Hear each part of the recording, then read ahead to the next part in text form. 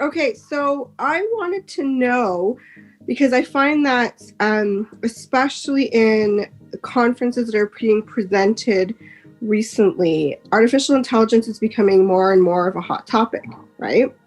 And with that, there seems to be some resistance from the behavior analytic community as to kind of fear that it would replace certain jobs or certain responsibilities or certain needs to hire specific individuals like behavior therapists or behavior analysts or, assistant researchers to look at data. So I just kind of wanted to know, in your opinion, what would you suggest that the place is for AI in behavior analysis, and should people be a little bit wary because something like this is obviously going to come up in the future? Well, I get this question often. So I don't think that, first of all, AI is not as advanced as people think. I mean, it's not even close to replacing a behavior analyst. I mean, what it can do is actually, it will not replace anybody. I feel it will transform our jobs. It will allow us to do more with the same amount of resource that we have now. Because as you know, there's waiting lists, it costs a lot. So what if you could do more, but with the exact same amount of resource? So like the example I was giving you earlier, instead of the therapist focusing on data collection and intervening at the same time, well, maybe data collection could be done automatically. What will that do? It will probably improve the treatment integrity and improve treatment. Analyzing single case design, it's something that doesn't take much time to a behavior analyst, but if you do it with a machine, you could improve the accuracy of the decision that you're taking. Same thing, treatment selection. You could select treatments more effective treatment more rapidly, but in all of this, you always still need a person.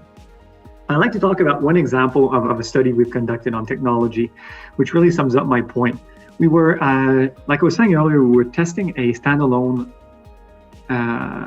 web-based training for families, for parents of children with developmental disability. So we didn't want to have any contact with them to see if the training alone was effective. Our dropout rate was sky high. I don't remember exactly. I think it was like 40 or 50, between 40 and 50%, which is huge because parents didn't have that relationship with the machine. So beyond, we don't put a lot of emphasis in our training in behavior analysis on that issue, but the relationship that we build with parents is huge regardless of the quality of the training we're doing, is huge in promoting treatment adherence. And I think that you'll always need somebody to double check the algorithms. You'll need somebody to enter into a relationship with the family. And like I say, the machine right now in 2021 is very good at doing isolated tasks. I could use one model eventually to detect behavior, one model to do a single case design, analyze single case design, and another model to predict whether a treatment is effective. But that can't operate automatically. You need somebody to enter the data, to have high quality data to give to the machine. You need somebody to implement and to train parents, or I use parents a lot, but train whoever will work with the individual, whether it be a child or an adult. So I'm not concerned at all. It will just transform how we work.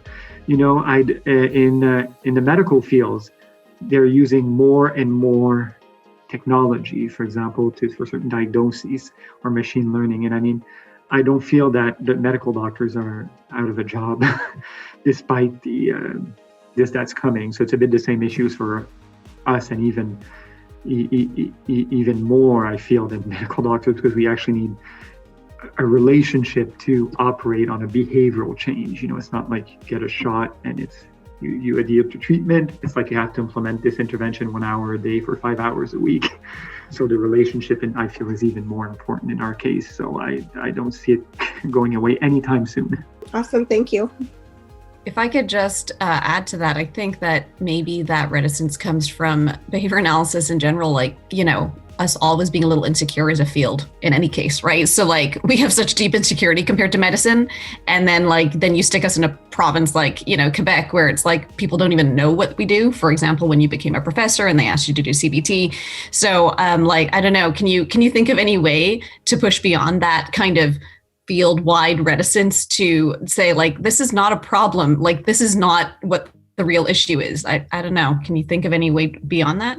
I think it's educating people, convincing people, publishing studies, and doing talks like I'm going to do in a couple of weeks. I've done a few on machine learning, but I haven't been doing it for a while. And most of the time, people realize that it's not what they thought it was going to be. They realize that while they were concerned, it's to dispel myths. So during my talk, I discuss, I think it's 6 or 7 myths about machine learning. And artificial intelligence in general. So because people often, think artificial intelligence, and the first thing I thought was Skynet, from Terminator 2. He takes over the world, or it is trying to take over the world, and it sends, the machine back in time to kill John Connor and then his mom. So is it John Connor? I can't remember. Or that Will Smith movie, right? AI.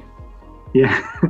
So it's So the people have this idea, and you have these headlines sometimes that are just ridiculous.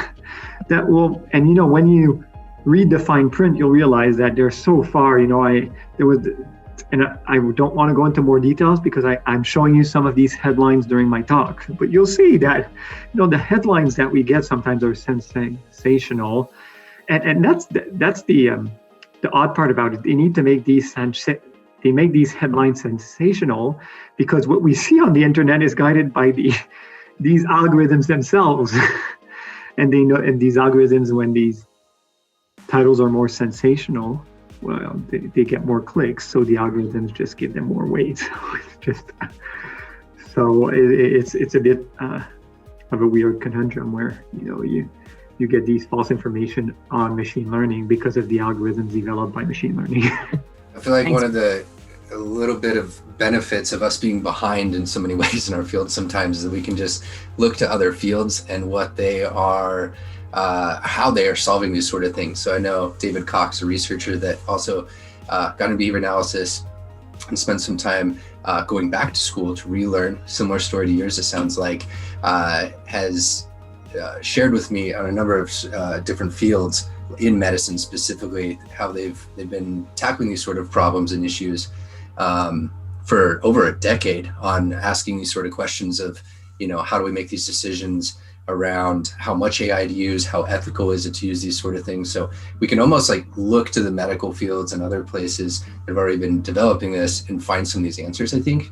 Have you done that in your own research, I guess? I haven't done it that much in my own research because it's hard enough to keep up to date in my field. Obviously, I am aware in general of many applications in different fields and education. I haven't tackled the ethical issues as much as others have. I have a little bit because when reviewers critique my papers, they always want to hear a little bit about these issues.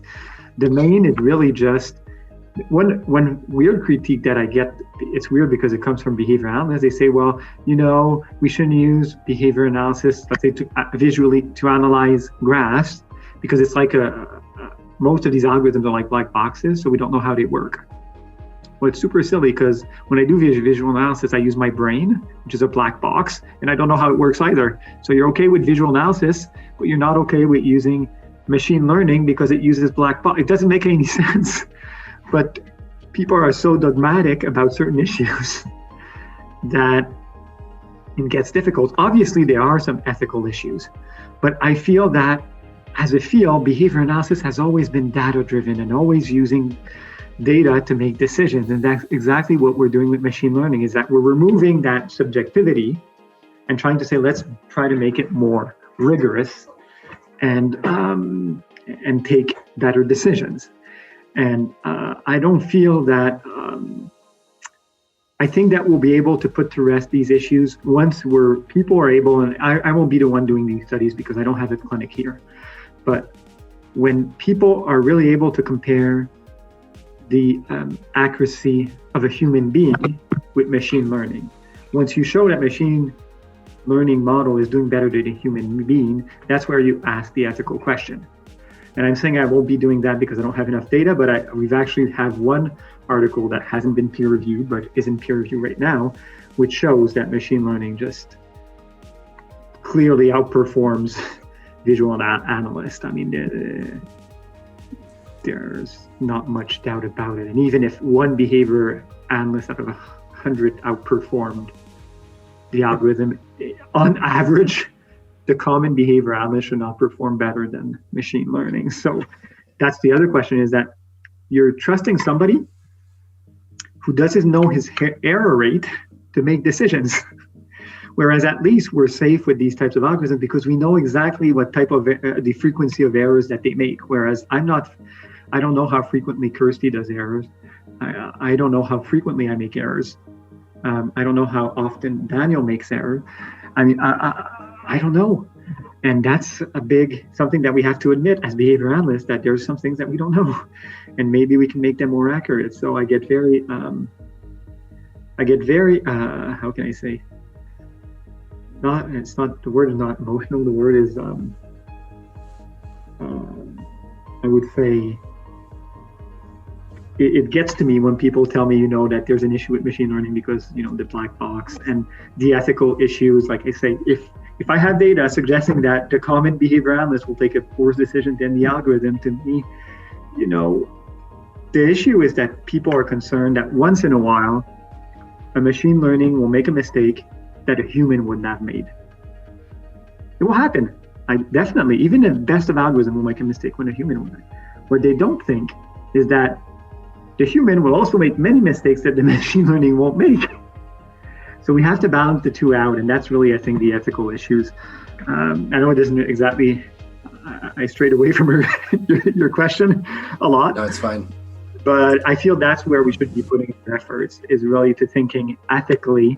And what other fields have found mostly is that they always have somebody validating the result of the machine learning. And, it just reduces our effort. So, if you see that the machine learning is doing something that makes absolutely no sense, well, you just override it. But like I say, the opposite thing would, the data we have suggests that the machine learning should be overriding the behavior analyst and not the other way around. Which if at the end of the day we're a pragmatic field, then for me it's kind of inevitable. Like we need to do whatever works best and then figure out how to kind of restructure and rebuild, especially when demand and wait lists are just through the roof. Like, and if we're going to try to expand this field into reaching all the different behavioral issues that are out there, there is absolutely no way that we're going to meet that demand. So I'm like all for it. Let's leverage it.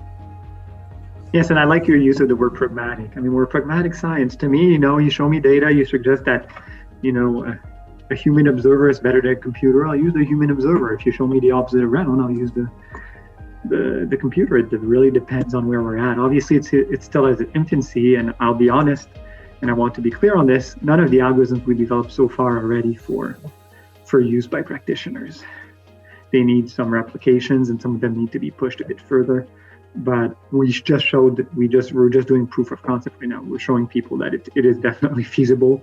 It's not a matter of whether it's coming, it's a matter of when it's coming.